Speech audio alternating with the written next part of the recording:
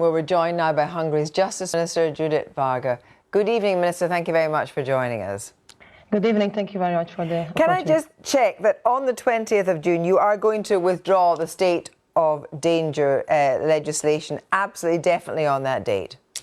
Yeah, on the 26th of May, the Hungarian government submitted a law to revoke the state of danger. And if we calculate all the fast-track proceedings and official deadlines, then by the 20th of June, it will be over. So when you say it'll be over, if you fast-track everything, there's a couple of things in here. The bill to revoke the special state of danger, the revocation bill, has also been heavily criticised for its curbs on freedom. If adopted, the revocation bill would give the government the power to order any and all measures it deems necessary without parliamentary approval, including suspending laws to respond to the current and future public health emergencies. So there will essentially still be restrictions, and presumably that can be open-ended because you don't know what future public health emergencies are going to be. Let me make here a clear explanation about the constitutional status of the state of danger.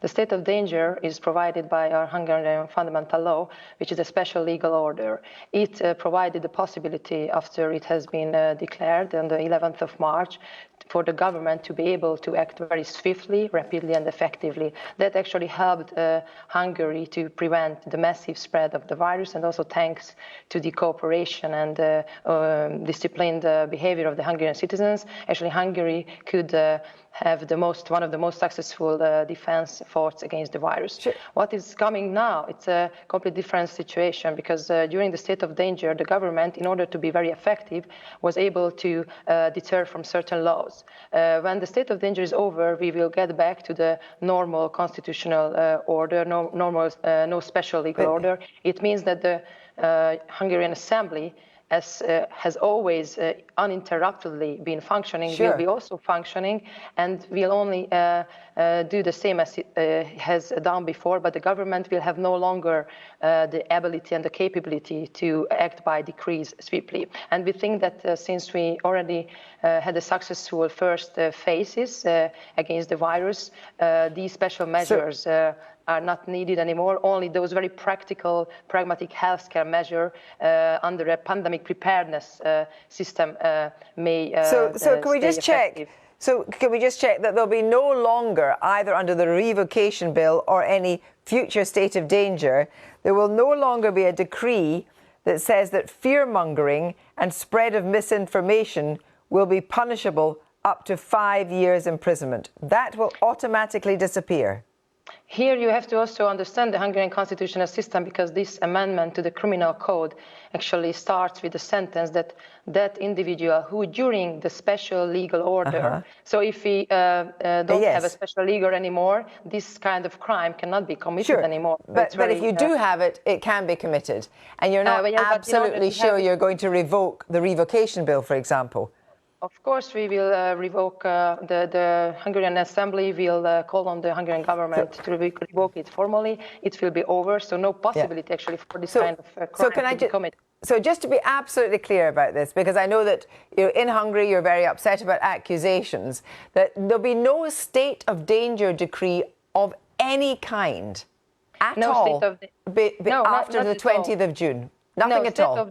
State of danger belongs to the special legal order, which is a constitutional order. Yes, but it won't exist anymore, you're saying. There will be a pandemic preparedness where, upon the recommendation of the medical chief officer, certain measures can be introduced, but they cannot be deterring from laws. So the government won't have that kind of special power which it had during So can I just be, it's just, so absolutely, to be absolutely clear, the decree will fall on the 20th of June that fear-mongering and the spread of misinformation still be punishable by up to 5 years imprisonment. That is under the state of danger just now by whatever law. That will definitely fall.